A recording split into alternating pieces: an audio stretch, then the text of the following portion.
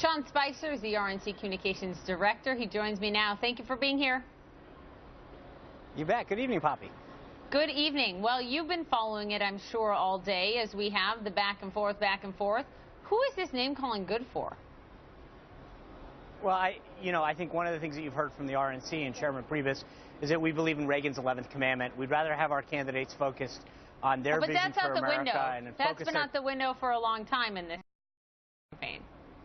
Well, but you know what? Look, I was going to say is what we'd rather have is the candidates focused on talking about their vision and focusing their attacks on Hillary Clinton, who is going to be coronated again tonight as she marches towards the Democratic nomination. We understand that primaries are, politics is a contact sport, and this is part of the primaries.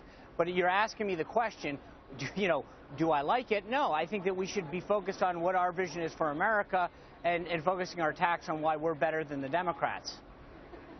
Let's talk about who may be the nominee. If you look at the numbers, Donald Trump leading across the board.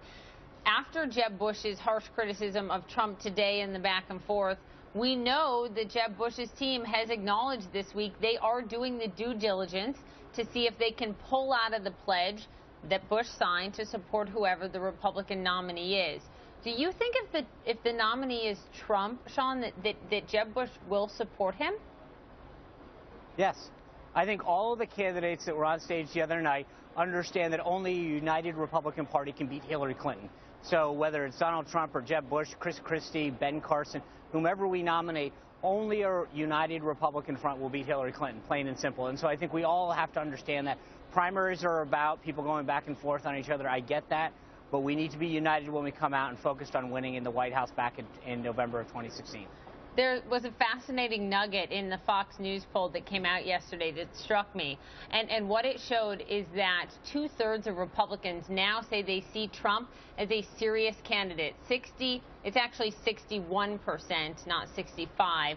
And that's a reversal from June when 64% saw Donald Trump as a sideshow. That is an astonishing about face. What's your take? Well, I think that Mr. Trump will acknowledge himself that initially people didn't think he was going to run, then he wasn't going to file the appropriate forms, et cetera, et cetera. I think that he has demonstrated that he is a serious candidate. We've got 13 unbelievably qualified candidates that took the stage the other night on CNN, and I think that there's a lot to choose from, but I think all of them are serious. All of them would make a far better president than Hillary Clinton would, and I think all of them offer a better vision and a better solutions to the problems that our country faces, then especially from what we're going to see tonight, which is just, absolutely going through the motions in the coronation of Hillary Clinton to the Democratic nomination. Why do you say that? We haven't even seen the debate begin yet. Well, first of all of them are on Saturday nights.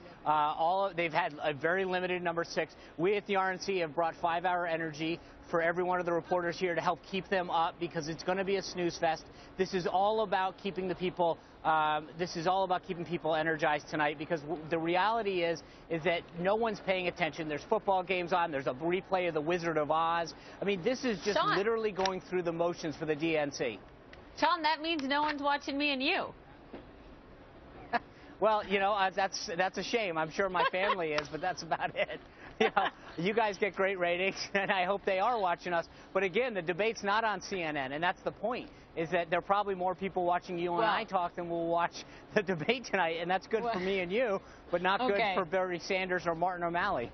All right, you know what they are going to watch tonight? My colleague Wolf Blitzer, 10:30 p.m., special post-debate coverage. I know you'll be watching, Sean. Thank you very much. Appreciate your time. I will. Thanks, Poppy. Bye-bye. All right, well, the Sanders